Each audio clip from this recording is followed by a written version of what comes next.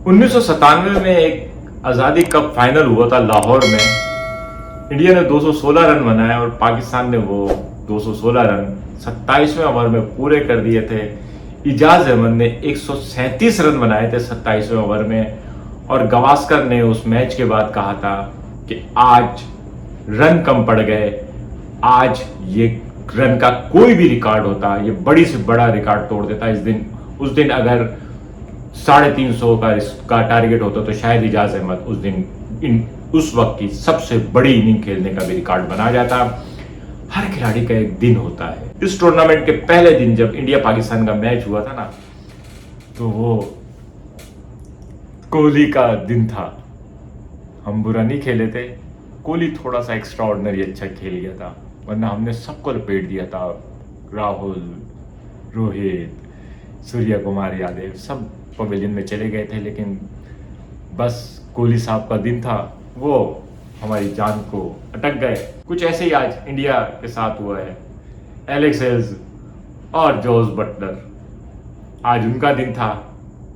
India वाले कुछ भी कर लेते, जब किसी दिन किसी का दिन हो तो फिर वो दिन फिर किसी और का नहीं हो सकता। सेमीफाइनल इंग्लैंड इंडिया का इतना यकतरफा होगा। इंग्लैंड ने तो इंडिया को बिल्कुल इसी तरह से वन साइडेड हराया है जैसे हम न्यूजीलैंड को वन साइडेड हराते हैं सेमीफाइनल में।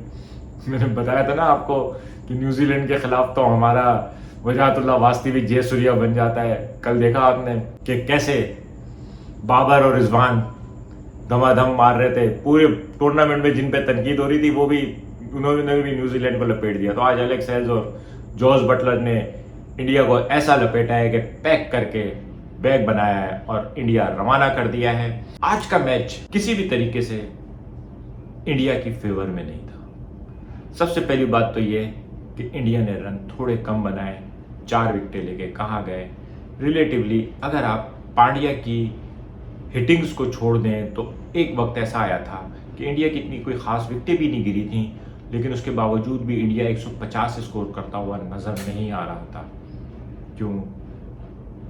यकीनन पिच बॉलर को सपोर्ट कर रही थी। जब पिच बॉलर को सपोर्ट कर रही हो तो बैट्समैन के लिए रन बनाना बहुत मुश्किल होता है। तो फिर क्या हुआ? फिर बॉलर को सपोर्ट मिलनी खत्म हो गई? नहीं, पिच में बॉलर के लिए सपोर्ट तो थी, लेकिन सामने इंडिया की टीम के पास बॉलर नहीं थे।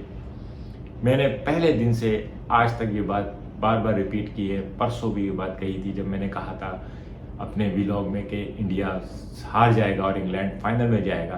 तो मैंने उसकी वजह यही बताई थी कि इंडिया के पास बॉलिंग नहीं है। शामी, भुवनेश्वर, अर्शदीप, अक्षर पटेल, उनमें इतना दम नहीं है कि वो फास्ट पिच पे जो है ना सामने वाली टीम को पैक कर सकें।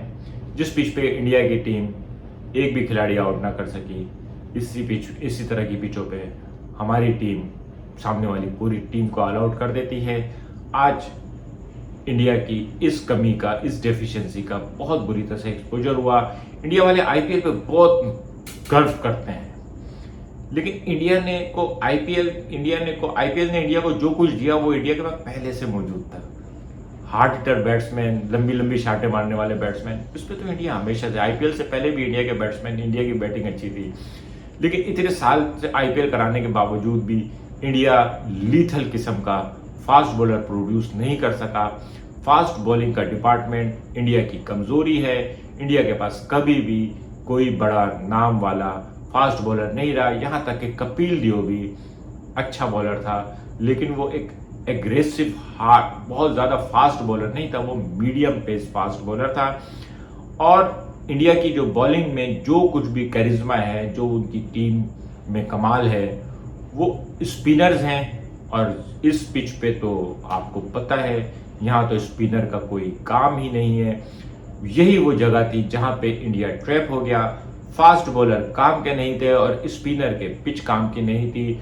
और उसके बाद जो हुआ वो एक हैरान कुन मंजर था। इंग्लैंड ने इंडिया को उसी तरह से 10 विकेटों से हरा दिया जैसे पिछले साल हमने इंडिया को 10 विकेटों से हरा दिया था। हम उस वक्त जो हमारे बैट्समैन थे वो स्पिनर को अच्छा खेलने में मशहूर हैं, तो वहां पे इंडिया के स्पिनर ना चल सके।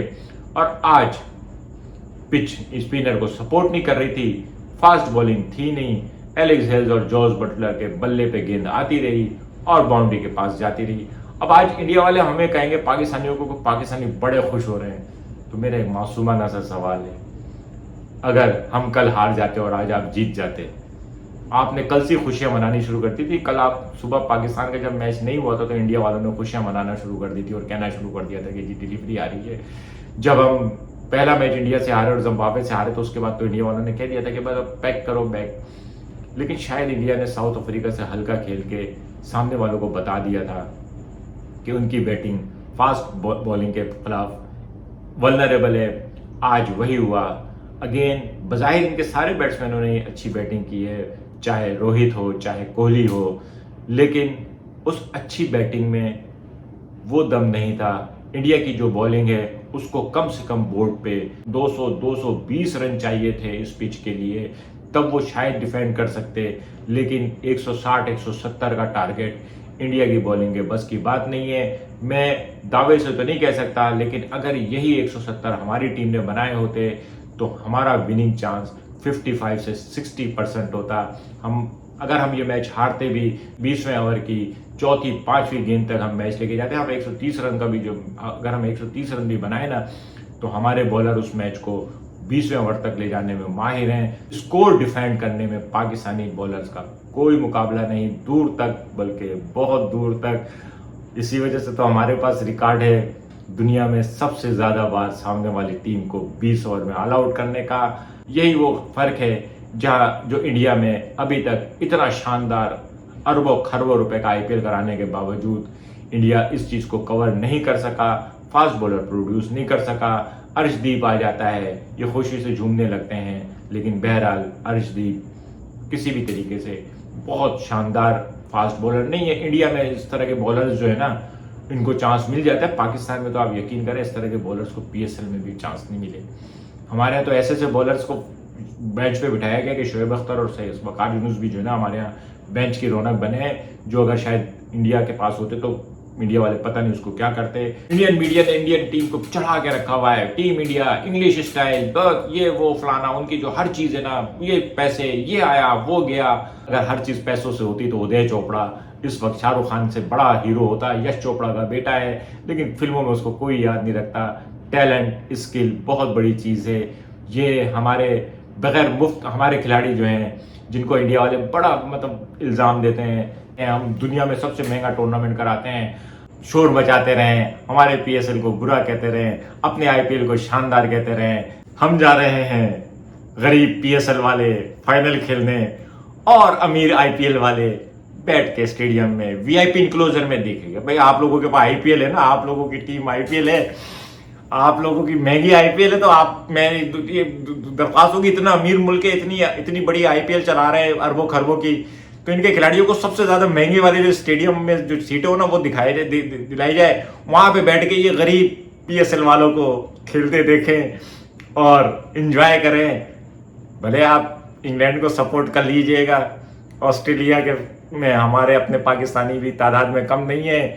मिलते हैं अगले व्लॉग के साथ। आज इंडिया की हार को थोड़ा सा इंजॉय कर लें, मिलेंगे अगले किसी टूर्नामेंट में, इंडिया से फिर खेलेंगे।